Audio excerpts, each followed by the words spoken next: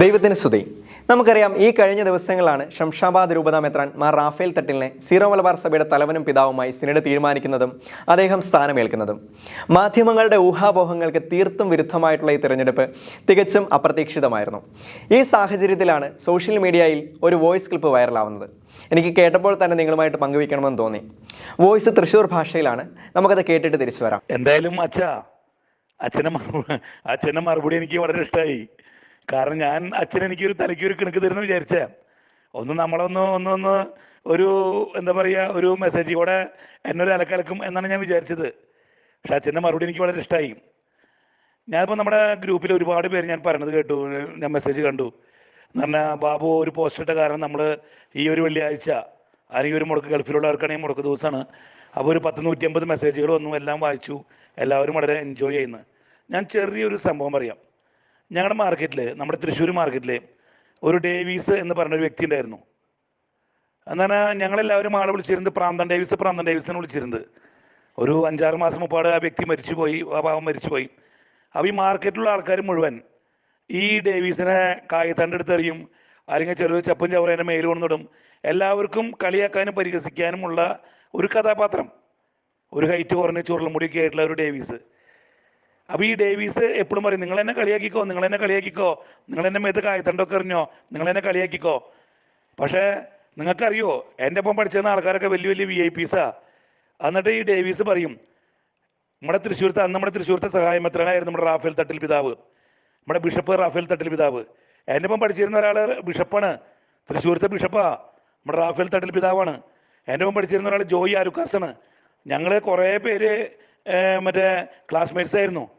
ജോയി ആലുക്കാസ്, റാഫേൽ തട്ടിൽ, അതുപോലെ ഞാൻ ഈ പറഞ്ഞ പ്രാന്തൻ ഡേവീസ്, പിന്നെയും കുറേ ആൾക്കാരുടെ പേര് പറഞ്ഞു.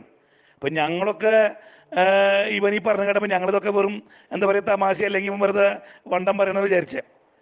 അങ്ങനെ ഒരു ദിവസം രാവിലെ ഒരു 6 മണി സമയത്ത് ഞാനൊക്കെ മാർക്കറ്റിലെ സമയത്ത് നിൽക്കുന്നുണ്ട്, പുലർച്ചെ നിൽക്കുന്നുണ്ട്, ഞാൻ എൻ്റെ പണിക്കാർ ഒക്കെ ഞങ്ങൾ നിൽക്കുന്നുണ്ട്. ആ സമയത്ത് നമ്മുടെ ഈ ഡേവീസ് എല്ലാവരും ഇതിൻ്റെ മേത്ത് ചപ്പും ചോറൊക്കെ വലിച്ചെറിഞ്ഞ് ഇതിനെല്ലാവരും കളിയാക്കി നിൽക്കുന്ന നേരമാണ്. മാർക്കറ്റിൽ അത്യാവശ്യം എല്ലാവരും ഒരു പുലർച്ചെ ഒരു 4-4:30, 5 മണിക്ക് പടയിലെത്തും. അപ്പോൾ ഒരു 6 മണി സമയത്താണ് ഈ സംഭവം നടക്കുന്നത്. അപ്പോൾ ഈ ഡേവീസിനെ പറഞ്ഞ സമയത്ത് നമ്മുടെ തൃശ്ശൂരത്തെ സഹായമെത്രാനായിരുന്ന റാഫേൽ തട്ടിൽ പിതാവ് ഒരു മോർണിംഗ് വാക്ക് പോലെ നടന്ന് ലോഹയൊക്കെ ഇട്ടിട്ട് നടന്നു വരായിരുന്നു. അപ്പോൾ ആൾ നടക്കുന്നുണ്ടെങ്കിൽ തൃശ്ശൂരിനടുത്തുള്ള വടൂക്കര പള്ളിയിൽ ഒരു കുർബാനയുണ്ട്. അപ്പോൾ കുർബാന 6 മണിക്ക് എന്നുകൊണ്ട് കുർബാന 6:15 കുർബാന.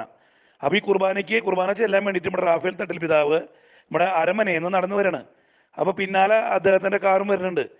അപ്പോൾ കാർ ഡ്രൈവർ ഓടിച്ചു വരുന്നുണ്ട്. അപ്പോൾ പിതാവിന് നടക്കണം എന്നുള്ളൊരു ആഗ്രഹം. അപ്പോൾ നടന്നിട്ട് എപ്പോൾ കാല് കഴിക്കുന്നു അപ്പോൾ ആൾ കാറിൽ കയറിയിരിക്കും. അപ്പോൾ പിന്നെ ബാക്കി യാത്ര കാറിലാവാന്ന് കരുതിയിട്ട് പിതാവ് കാർ തിരിഞ്ഞ് നടക്കണം. ആ സമയത്ത് അപ്പോൾ പിതാവ് പറഞ്ഞാൽ ഞങ്ങളവിടെ നിൽക്കേണ്ട പരിസരത്ത്. അപ്പോൾ ഞങ്ങളൊക്കെ മുണ്ടിൻ്റെ കുത്തഴിച്ചിട്ടു, അല്ലെങ്കിൽ എല്ലാവരും വളരെ ഭയഭക്തി ബഹുമാനത്തോടെ ഒരു ബിഷപ്പ് അല്ല വരണേ എന്നൊരു ബഹുമാനത്തോടെ നിന്നു. ആ സമയത്ത് നമ്മുടെ ഡേവീസ്, ഈ പ്രാന്തൻ ഡേവീസ് പറഞ്ഞ ആള് നമ്മുടെ തൃശ്ശൂരത്തെ പിതാവിനെ വിളിക്കുന്നത്, ഡാ റാഫേലെ നീയെ വിളിക്കണ്ട നടക്കണേന്ന്. ഞങ്ങൾ സത്യം പറഞ്ഞ ഞങ്ങൾ കേട്ടവരൊക്കെ ഞെട്ടിപ്പോയി. പക്ഷേ ഈ വിളി കേട്ട വഴിക്ക് നമ്മുടെ തൃശ്ശൂരത്തെ അന്നത്തെ സഹായമെത്രാൻ റാഫേൽ തട്ടിൽ ബിഷപ്പ് അവിടെ നിന്നു. നോക്കിയപ്പോൾ നമ്മുടെ ഈ പ്രാന്തൻ ഡേവീസിനെ കാണണേ.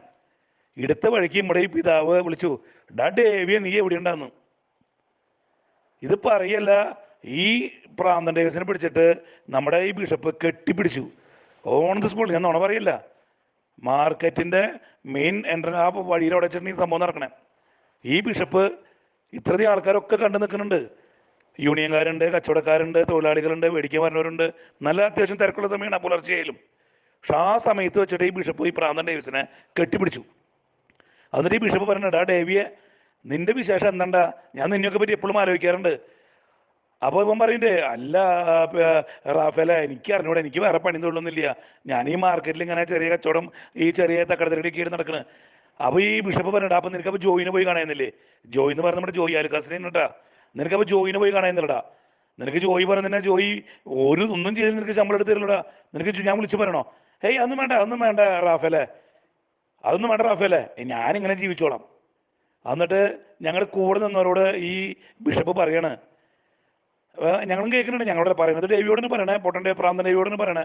പക്ഷേ ഞങ്ങളപ്പുറത്ത് നിന്ന് കേൾക്കുന്നുണ്ട് പറയണത്, ഡാ ഡേവീസേ, പണ്ട് നമ്മൾ ഈ സ്കൂളിലൊക്കെ പഠിക്കുമ്പോഴത്തെ ജീവിതം എത്ര സന്തോഷമായിരുന്നു, എത്ര രസമായിരുന്നു. ഇപ്പോൾ സംഗതി ഞാൻ ബിഷപ്പൊക്കെയാ.